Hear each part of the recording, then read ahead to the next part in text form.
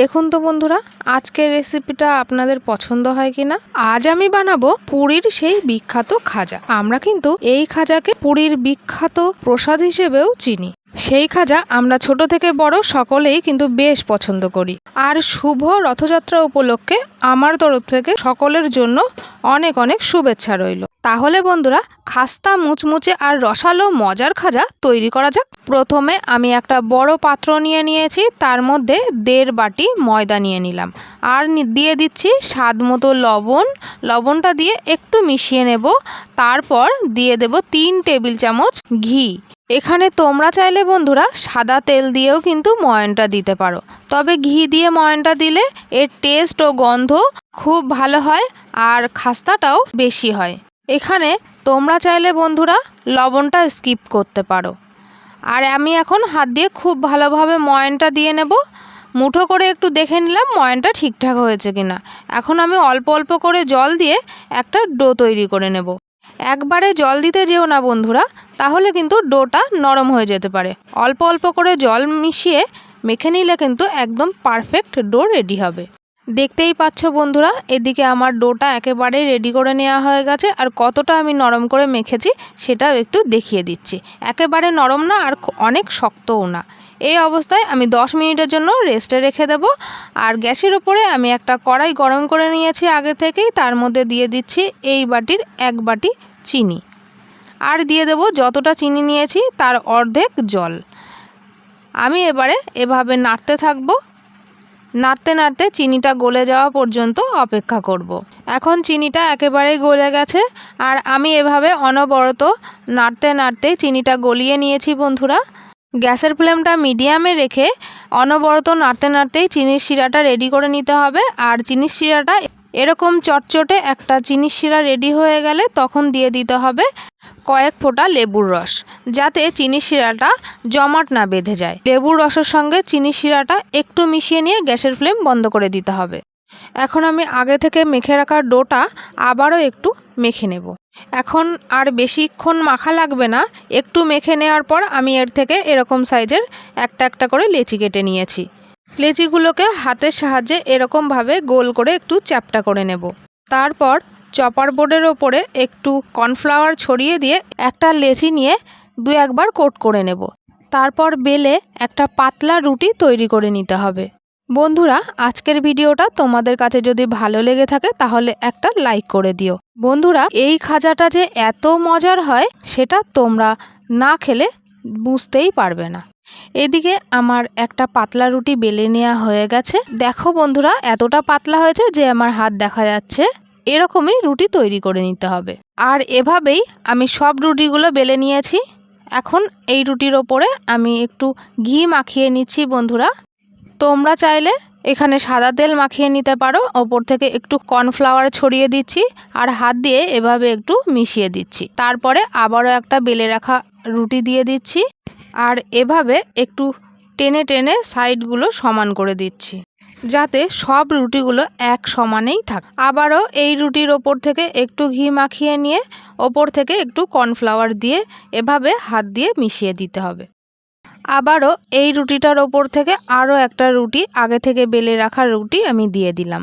একটু সাইডগুলো টেনে টেনে সমান করে দিতে হবে। একই রকমভাবে আমি সব রুটিগুলো এরপর এভাবেই সাজিয়ে নেব। বন্ধুরা, এই খাজাটা বানানো এত সহজ আর খেতে এত মজার হয়। তোমরা কিন্তু বাড়িতে অবশ্যই এই রেসিপিটি ফলো করে একবার বানিয়ে দেখো। একবার খেলে তোমার বাড়ির ক্ষুদে সদস্য থেকে বড় সদস্য পর্যন্ত বারবার বানানোর অনুরোধ করবে। এখন আমি পর পর রুটিগুলো একই রকমভাবে সাজিয়ে নিয়ে সাইডগুলো একটু চেপে দিলাম। আর এখন এক সাইড থেকে এভাবে একটু রোল করে নিতে হবে। আর রোল করার সময় খেয়াল রাখতে হবে যাতে রোলের ভিতরটা ফাঁকা না থেকে যায়। একটু সাবধানে টাইট করে একটা রোল তৈরি করে নিতে হবে। আর এই যে রোল করে নেওয়ার পর মুখের দিকটা একটু জল মাখিয়ে নিয়ে আমি এভাবে লাগিয়ে দিলাম। হাত দিয়ে এরকম করে রোলটা একটু লম্বা করে নিচ্ছি।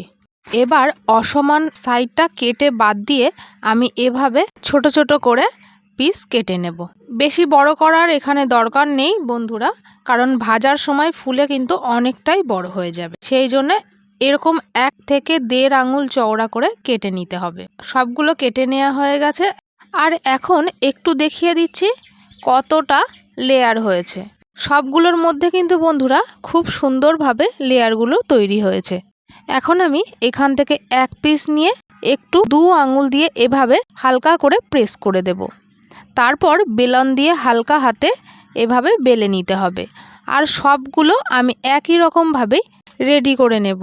সবগুলো বেলে এভাবে রেডি করে নিয়েছি। আর লেয়ারগুলো কত সুন্দর বোঝা যাচ্ছে দেখো শুধু বন্ধুরা। আর এখন আমি গ্যাসের ওপরে একটা কড়াইতে বেশ কিছুটা পরিমাণে সাদা তেল দিয়েছি। তেলটা হালকা গরম হয়ে গেলে আমি এখানে একে একে 4 পিস দিয়ে দিলাম। এটা ভাজার সময় গ্যাসের ফ্লেমটা একেবারে লোতেই রাখতে হবে আর এই অবস্থাতেই ভেজে নিতে হবে। আর একটা কথা বন্ধুরা, তেলটা কিন্তু হালকা গরম হয়ে গেলেই এই পিসগুলো ছাড়তে হবে। তেলটা যদি বেশি গরম হয়ে যায় তাহলে কিন্তু বাইরের দিকটা খুব তাড়াতাড়ি লালচে রং হয়ে যাবে আর ভেতরের অংশগুলো একেবারেই কাঁচা থেকে যাবে। এভাবেই লো আঁচে উল্টে পাল্টে গোল্ডেন ব্রাউন কালার করে ভেজে নিতে হবে। লো আঁচে এটা ভেজে নেওয়ার জন্য প্রায় 5 মিনিট সময় প্রয়োজন পড়তে পারে। লো আঁচে উল্টে পাল্টে ভেজে নিতে নিতে গোল্ডেন ব্রাউন কালার হয়ে গেছে। আর এখন একটা থেকে একটা লেয়ারগুলো একেবারেই আলাদা হয়ে গেছে। আর এখন তেল থেকে তুলে নিয়েই সরাসরি আমি গরম চিনির শিরার মধ্যে দিয়ে দেব। চিনির শিরাটা তোমাদের যদি ঠান্ডা হয়ে যায় বন্ধুরা, তাহলে তোমরা কিন্তু পুনরায় আরেকবার গরম করে নিতে পারো। দুটোই যদি গরম থাকে তাহলে কিন্তু গজার মধ্যে খুব ভালোভাবে চিনির শিরাটা পৌঁছে যাবে আর খেতে কিন্তু খুব ভালো লাগবে। ভেজে রাখা গজাগুলো চিনির শিরার মধ্যে খুব বেশিক্ষণ রাখার কোনো প্রয়োজন নেই। 30 সেকেন্ডের মতো রেখে তুলে নিলেই কিন্তু এটা একেবারেই পুরোপুরি রেডি হয়ে যাবে। আর আমি একই রকমভাবেই সব গজাগুলো ভেজে নিয়েছি। আর একে একে আমি এভাবে চিনির শিরার মধ্যে 30 সেকেন্ডের মতো রেখে তুলে নিচ্ছি। আর খাজার মধ্যে পারফেক্টভাবে একদম রস চলে গেছে। দেখতেও যতটা সুন্দর হয়েছে খেতেও কিন্তু দুর্দান্ত হয়েছিল। অবশ্যই বন্ধুরা তোমরা বাড়িতে একবার ট্রাই করে দেখো। আর লেয়ারগুলো কত সুন্দরভাবে বোঝা যাচ্ছে, একেবারে খাস্তা হয়েছে। বাইরেটা খাস্তা আর ভেতরটা রসালো। অবশ্যই বাড়িতে একবার বানিয়ে দেখো আর কেমন হয়েছে আমাকে কমেন্ট করে জানাতে ভুলো না। প্রত্যেকটা খাজার মধ্যে খুব সুন্দরভাবে চিনির শিরাটা ঢুকে গেছে আর একেবারে খাস্তা মুচমুচে হয়েছে। আজকের রেসিপিটা তোমাদের কাছে যদি ভালো লেগে থাকে বন্ধুরা, তাহলে তোমাদের বন্ধুদের মধ্যে শেয়ার করে দেবে। আজকের ভিডিওটা তোমরা যদি ফেসবুক থেকে দেখে থাকো তাহলে অবশ্যই আমার চ্যানেলটি ফলো করে দিও। আর ইউটিউব থেকে দেখলে আমার চ্যানেলটি সাবস্ক্রাইব করে নেওয়ার অনুরোধ রইল। ভিডিওটা শেষ পর্যন্ত দেখার জন্য অনেক ধন্যবাদ।